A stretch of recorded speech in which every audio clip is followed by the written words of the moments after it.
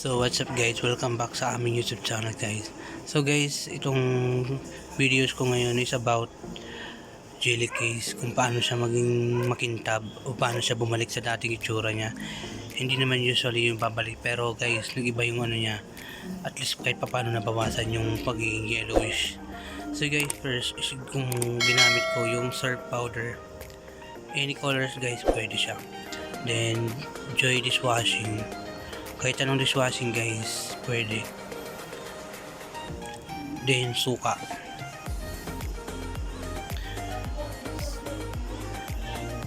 Then yung pinaka ano dyan is baking soda.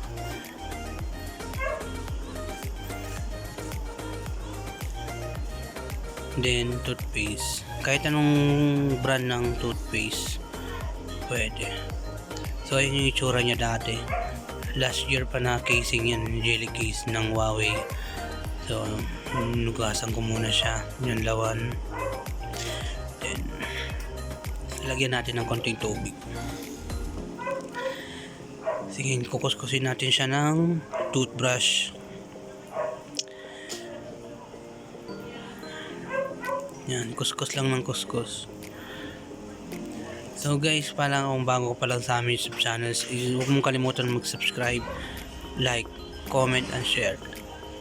So guys, nakita nyo dinagdagan ko ng baking soda sa kasuka. Yan, umubula siya. Effective yung sa baking powder sa kasuka. Kuskus lang ng kuskus.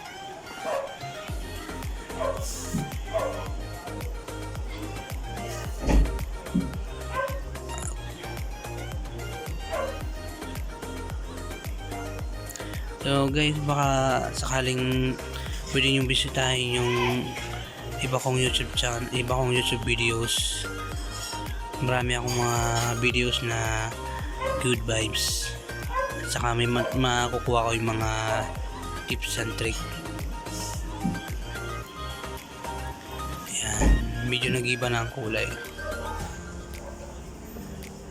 Ngayon lang. Kailangan guys is matunaw yung powder para kumapit doon sa jelly case. Kuskus lang ng kuskus.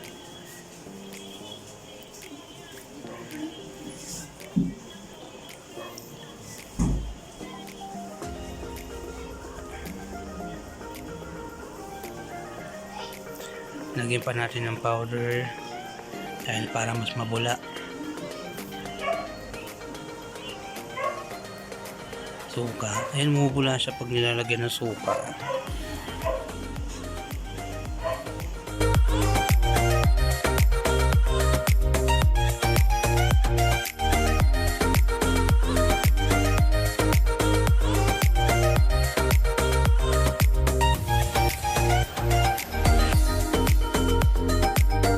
So ayan guys, nakita nyo medyo nag-iba na yung tsura niya.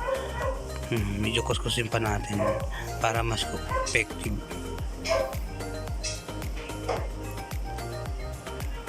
Natanggal na yung ano niya sa likod, yung parang pandikit sa likod. Natanggal na. Kuskusin lang ng kuskusin.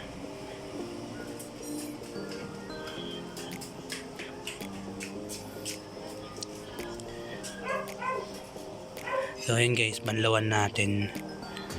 Tapos bababad natin ulit yan mamaya para medyo mabawasan lang yung dumi niya. Diba, medyo kumintab siya ng konti.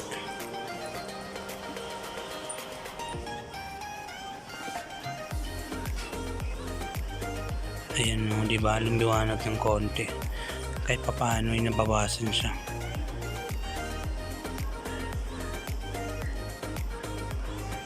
Diba, maganda na, makintab. A few moments later.